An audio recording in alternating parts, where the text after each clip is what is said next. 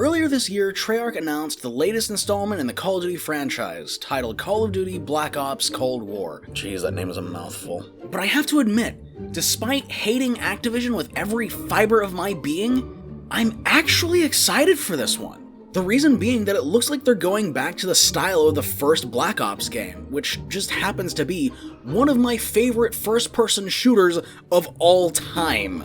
That's right, I put Black Ops in the same ranks as BioShock, Halo 2, and Half-Life. Considering Cold War is only like a month away, I decided to make a video explaining why I hold this dime a dozen Call of Duty game in such high regard. Hey there, Pyromaniacs, we're about to blaze right into Call of Duty Black Ops. COD Black Ops was released in 2010 by Treyarch, and was their second time working on the series after World at War, which was the last Call of Duty set in World War II. I said, the last Call of Duty set in World War II.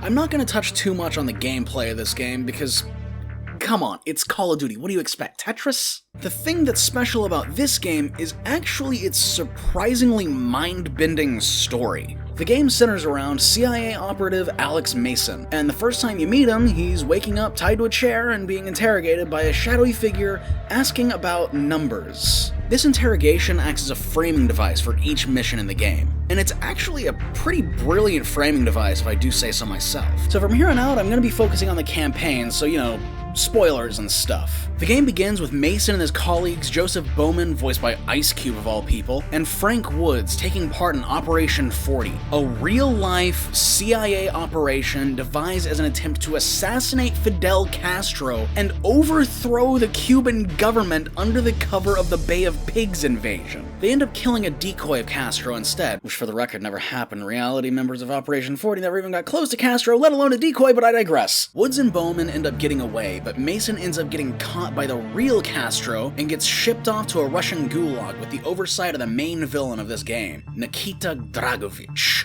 Who's Dragovich?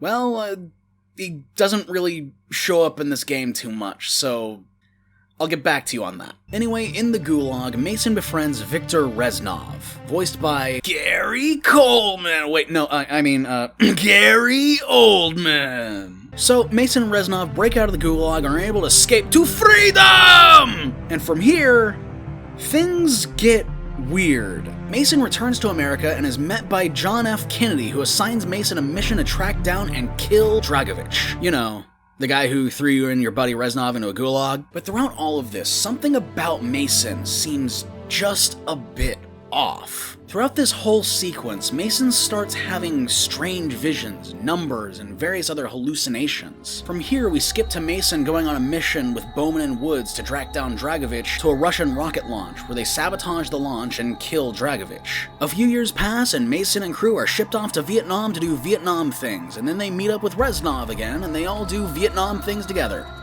Also, Bowman's dead. And Woods is dead too, but he's actually not, because he comes back in the sequel. While all this is going on, another agent named Jason Hudson is uncovering the mystery of Nova 6, which turns out to be a toxic gas initially developed by the am I allowed to say this on YouTube anymore? The bad German boys, and was eventually rediscovered by Dragovich and reverse engineered by a certain Dr. Steiner. Suddenly, the pieces start falling into place as it's revealed that Reznov and Dragovich were part of the group that discovered the Nova gas. Back to Mason, where he's suddenly off on his own mission to kill Steiner with Reznov. He ends up successfully breaking into a facility and killing Steiner, and then stuff really gets weird. The person interrogating Mason this whole time is revealed to be Hudson, who then reveals, you might want to sit back for this one, Reznov died during the prison break 6 years ago. Mason was hallucinating Reznov this whole time. It's revealed that Dragovich was trying to brainwash Mason into killing JFK, but Reznov somehow changed Mason's programming and got him to hunt down and kill Dragovich, Steiner, and another guy that I neglected to mention until now called Kravchenko because he doesn't do much. It turns out the numbers that Mason has been hearing in his head is a broadcast from the boat that he saw when Castro handed him over to Dragovich. And so Mason and Hudson track down the ship before they can deploy the Nova gas. Dragovich turns out to still be alive, honestly not that big of a shock, so you kill him, blow up the underwater facility that was there, and the day is saved. fade to black. Once again, I would dare to say that Black Ops is one of my favorite stories in a first-person shooter.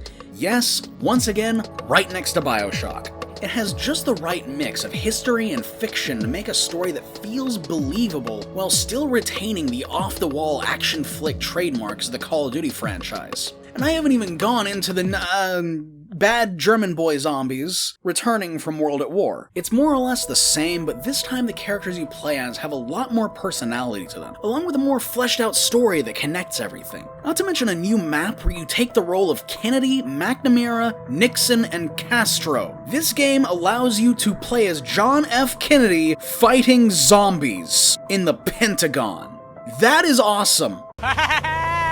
Nothing bad ever happens to the Kennedys! What? If it weren't for a certain sequel, I'd actually say this is the best game in the Call of Duty series, and the quality of this game makes me equally excited and anxious for the next installment in the series. Anyway, thanks for watching. If you like this video, leave a like and become a pyromaniac yourself by subscribing. Until next time, stay nerdy, my friends.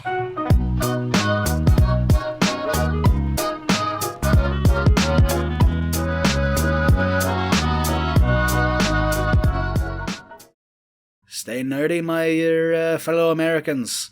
It sounded more like Psychic Pebbles than JFK.